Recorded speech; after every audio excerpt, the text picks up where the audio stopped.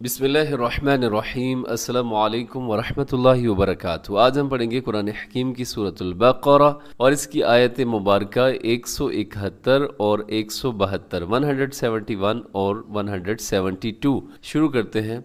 बिस्मिल्लाहिर्रहमानिर्रहीम। وَمَثَلُ الَّذِينَ كَفَرُوا كَمَثَلِ الَّذِي يَنْعِقُ بِمَا لَا يَسْمَعُ إِلَّا دُعَاءً وَنِدَاءً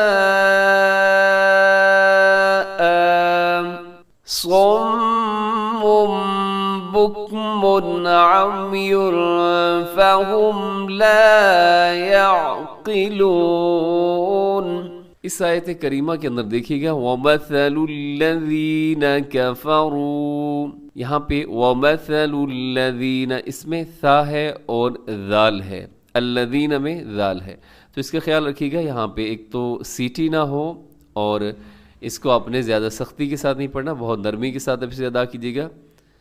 وَمَثَلُ الَّذِينَ كَفَرُوا، آگے كَمَثَلِ الَّذِي، یہاں پہ جو لکھا ہوا ہے الَّذِي، یہاں پہ یائے مدہ ہے، اسے تھوڑا سا کھینچ کے لمبا کر کے پڑھیے گا، كَمَثَلِ الَّذِي، آگے يَنْعِقُ، یہاں نون ساکن ہے اور نون ساکن کے بعد عین ہے، اب یہاں پر کیا کریں گے اظہار، ینعیقو، ینعیقو، عین کا بھی خیال رکھیے، اسے ینعیقو نہیں پڑھنا آپ نے، ینعیقو، آگے بما لا، الف مدہ ہے دونوں میں، لمبا کیجیے گا، یسمعو، یسمعو، اس میں عین کا خیال رکھیے گا، یا زبر سین، یس میم زبر ما، یسمع، عین پیش عو، یسمعو، الا، الف مدہ، دعاءً،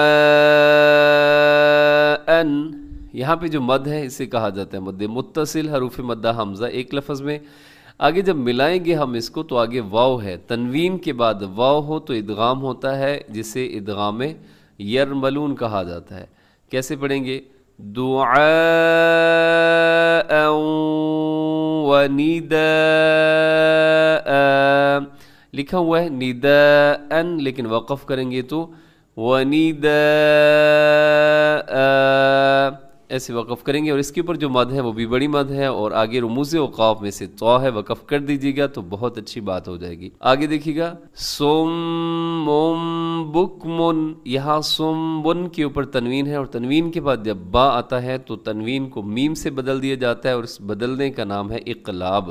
صم بکمن، آگے بکمن کے آگے تنوین پھر آ گئی ہے، لیکن اب تنوین کے بعد عین ہے، عین حروف حلقی میں شامل ہے، جب تنوین کے بعد عین آ جائے تو وہاں پر ہم اظہار کرتے ہیں، غنہ نہیں کرتے، آواز کو ناک میں نہیں ٹھہراتے بلکہ تیزی سے یہاں سے گزر جائیں گے۔ بکمن عمیون، اب آگے دیکھیے گا عمیون پہ پھر تنوین آ گئی، یہاں پہ دو تین جو قوانین ہیں وہ اکٹھے لاگو ہو رہے ہیں، تو اس لیے پوری طرح اپنے احتیاط کے ساتھ پڑھنا ہے۔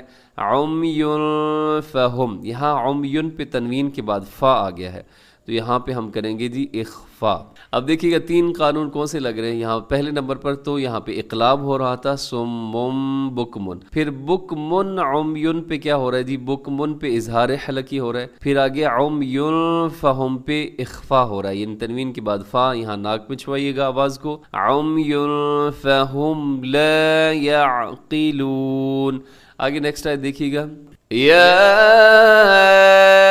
ایہا الذین آمنوا کلوا من طیبات ما رزقناکم واشکروا للہ ان کنتم ایاہ تعبدون۔ جی اس آیت کریمہ کے اندر یا ایہا الذین، یہاں پہ جو مد ہوتی ہے اسے چھوٹی مد کہا جاتا ہے، مد منفصل، اور یہ مد جائز ہے۔ آگے دیکھیے گا آمنو، यहाँ खड़ी ज़बर है, लंबा कीजिएगा, वाव मद्दा है, इसे भी लंबा कीजिएगा। आमनू कुलू, वाव मद्दा है, वाव साकिन से पहले पेश, वाव मद्दा। मिन तय्यिबाती, यहाँ नून साकिन के बाद तो है, तो हरूफ इख्फा में शामिल है, जो 15 हरूफ है उनमें तो भी शामिल है। मिन तय्यिबाती, इख्फा के हवाले से एक वीडियो मौजूद है, वो आप देख सकते हैं, वहाँ पे इंशाअल्लाह अज़ीज़ आपको आसानी से इख्फा का जो कानून है उसकी समझ आ जाएगी। मिन तय्यिबाती मा रज़क़नाकुम, यहाँ क़ाफ जो है वो कलकला होगा क्योंकि इसके ऊपर एक जज़्म की अलामत है, तो आप इसमें कलकला कीजिएगा। रज़क़नाकुम, आगे वश्कुरू लिल्लाहि, इसे वश्कुरू लिल्लाह नहीं पढ़ना बल्कि थोड़ा लंबा करके पढ़िएगा। वश्कुरू लिल्लाहि, लिल्लाही बारीक रखिएगा। इन कुंतुम, यहाँ नून साकिन पे फिर इख्फा हो रहा है, फिर आगे कुंतुम में नून साकिन के बाद ता है, वहाँ भी इख्फा है, तो दोनों में नाक में आवाज़ को छुपाइएगा। इन कुंतुम इय्याहु ता'बुदून। अब इन दो आयत बय्यनात को आप एक दफ़ा फिर सुनिएगा। वमथलुल्लज़ीन कफ़रू कमथलिल्लज़ी यन'iक़ु बिमा ला यस्म'उ इल्ला दुआअन व निदाअन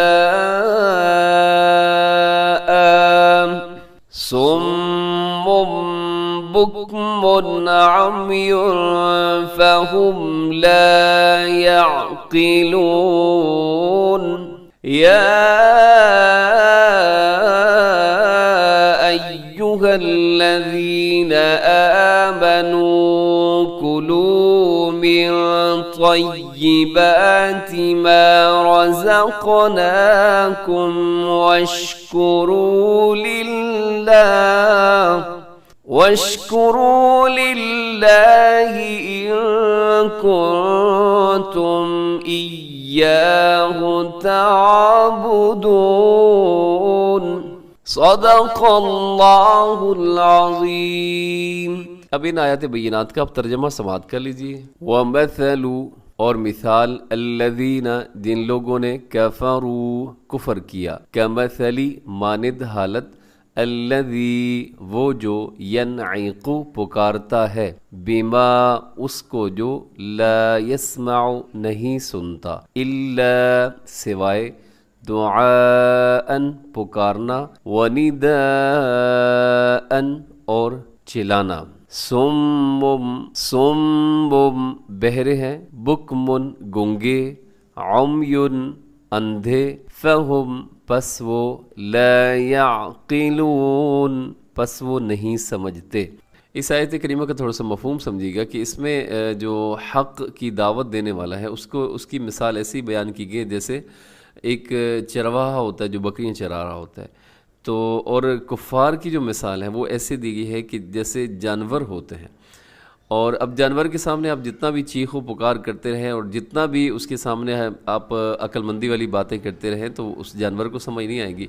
तो इसी तरह अल्लाह रब्बुल इज़्ज़त फरमा रहे हैं काफिर की मिसाल भी जानवरों की तरह भी है कि हालांकि इनके कान भी है, अल्लाह ने इनको सब सलाहियतें दे रखी हैं, लेकिन इनके सामने जब भी हक़ की बात आती है तो ये इनका रिस्पॉन्स ऐसे ही होता है कि जानवरों से भी, जैसे कुरान पाक में एक जगह पे आता है कि जानवरों से भी ज़्यादा हालत इनकी ख़राब होती है, ये हक़ और सच समझने की सलाहियतों से ऐसे आरी हो चुके होते हैं। अब नेक्स्ट आयत देखिएगा, या अय्युहल्लज़ीना आमनू, ए ईमान वालो, कुलू, तुम खाओ, मिन तय्यिबाति, पाक में से, मा रज़क़नाकुम, जो हमने तुमको दिया है, वश्कुरू, और शुक्र करो, लिल्लाहि, अल्लाह का, इन कुंतुम, अगर तुम हो, इय्याहु, सिर्फ उसकी, ताबुदून, इबादत करने वाले।